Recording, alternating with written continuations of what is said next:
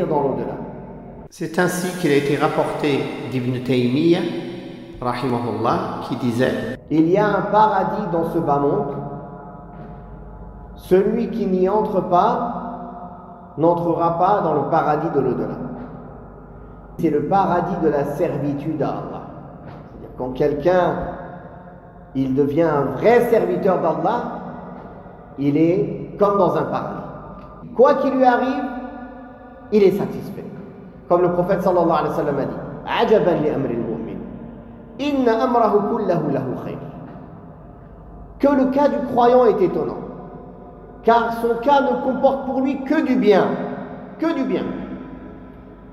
Si un bien le touche, il remercie Allah, il est reconnaissant envers Allah et c'est du bien pour lui. Et si un mal le touche, il patiente et c'est du bien pour lui. Et ceci n'est réservé qu'aux croyants. Qu'aux croyants. Le croyant est satisfait de tout ce qu'Allah destine. Le croyant voit dans ce qui lui arrive dans sa vie l'œuvre d'Allah tabaraka wa ta'ala. Qu'est-ce qu'Allah a décidé? Quand Allah a décidé de l'éprouver, quand Allah a décidé de le priver, quand Allah a décidé de lui donner. Dans tous les cas, c'est pour l'éprouver. Dans tous les cas, c'est pour l'éprouver. Et parfois, Allah tabaraka wa ta'ala décide de t'éprouver, de te priver, de faire en sorte que tu rencontres des difficultés pour voir si tu patientes. Pour voir si tu patientes. Et il peut t'éprouver en te donnant des biens, en te donnant des richesses, des largesses, des facilités, pour voir est-ce que tu vas être reconnaissant.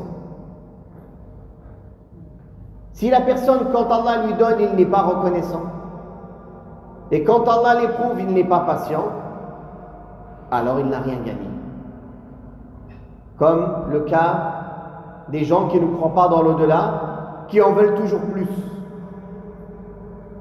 Plus Allah leur donne, plus ils en veulent. Ils ne sont jamais reconnaissants. Ils sont ingrats. Et quand ils ont des biens, ils disent ça, je l'ai mérité. C'est grâce à mon mérite. C'est grâce à mon effort. C'est grâce à moi. Et après ça, quand un malheur le touche, voilà qu'il invoque Allah avec plein de sincérité pour qu'Allah lui lève ce malheur.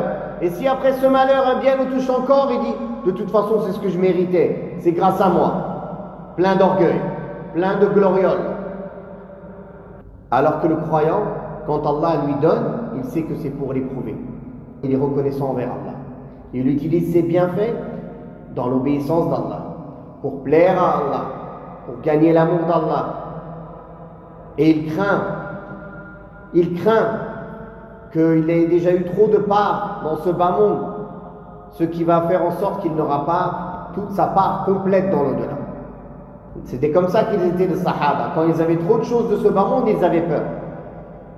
Ils disaient: on a peur qu'on a déjà eu une part de notre récompense dans ce bas monde, on ne l'aura pas complète dans l'au-delà. Omar ibn Khattab récitait toujours ce verset: Adhabtum tayyibatikum fi hayatikum dunya wastamta'tum biha.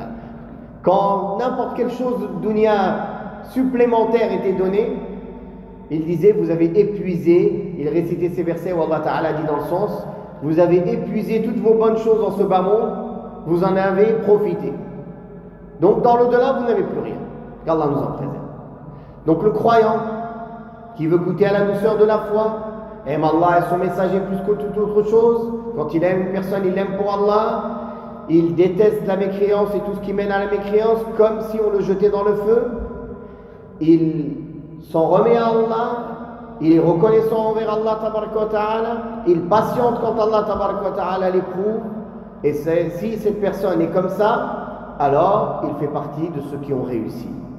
Ceux qui ont réussi cette épreuve. Car cette épreuve n'est que pour une durée très limitée.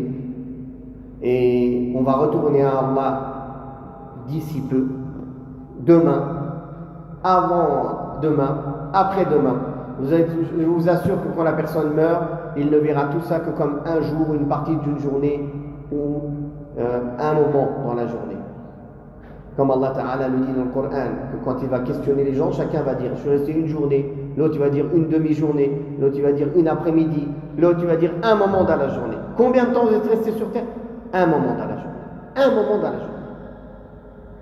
Qu'Allah tabarak wa ta'ala nous permette de profiter de la fin de ce mois de Ramadan et d'atteindre les Laylat al-Qadr et de nous inscrire parmi ces affranchis de l'enfer pendant ce mois et qu'il nous pardonne nos péchés. Wallahu ta'ala a'la wa a'lam. Wa sallallahu ala Muhammadin wa ala alihi wa sahbihi wa sallam. Walhamdulillahi rabbil alamin.